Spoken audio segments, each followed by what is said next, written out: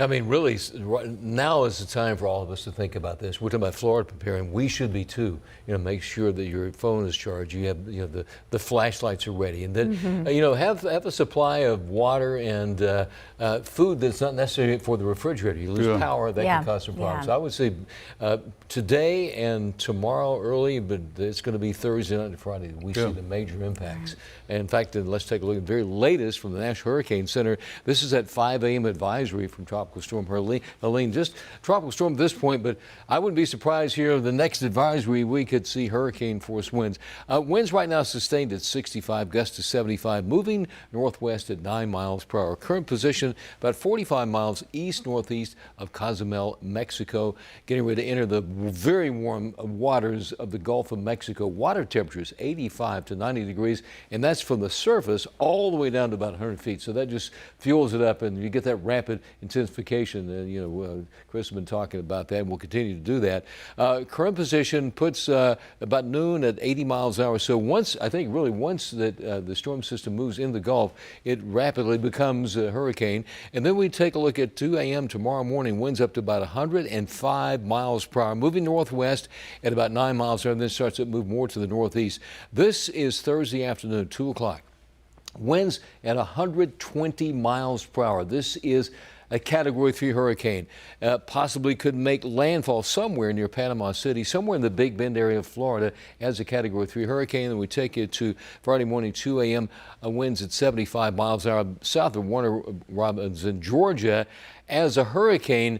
Now, this is the center. This is not the storm itself. This storm system is about 500 miles wide, so it doesn't matter where you are within this area. You're going to see some high winds. You're going to see a lot of heavy rain potential for a lot of flooding, and we can see winds gusting over 45 miles an hour.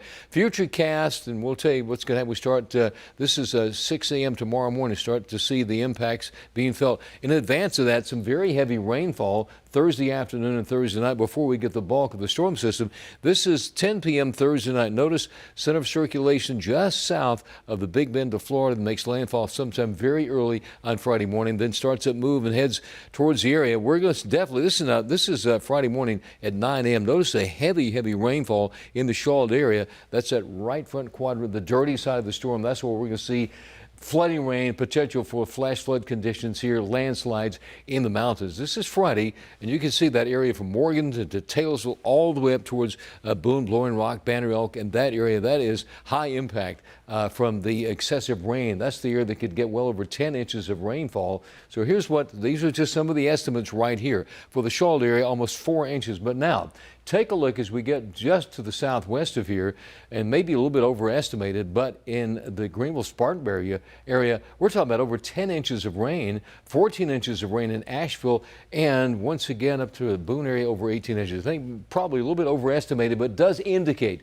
that we could see significant amount of rainfall over the next 24 to 48 hours. This evening could be a few showers here and there tracking across the area. This is tomorrow morning, 5 a.m. Everything is west of here. Then we get to noontime tomorrow, start to see the shower activity start to intensify. Then we get the heaviest rain after 3 o'clock, between about 3 and 6, bands of heavy rain. Then overnight into Friday morning, 6 a.m., heavy rain tracked across the area between 6 and 9.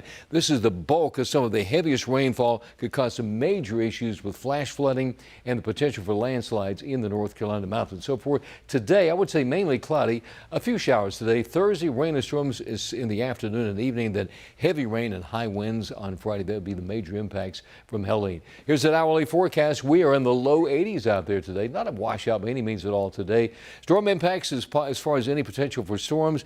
This is today. Everything would be Charlotte metro area. We're kind of in that low end category for a couple of pop-up storms. And then we take it to Thursday. We certainly could see everything south of here. Could be some strong storms. And then Friday, a lot of that would be east of Interstate 77 as far as any severe weather. So here we go. When will this happen? Thursday and Friday. Flooding, winds, that would be the impact as we get to Thursday and Friday. So stay safe and stay weather aware.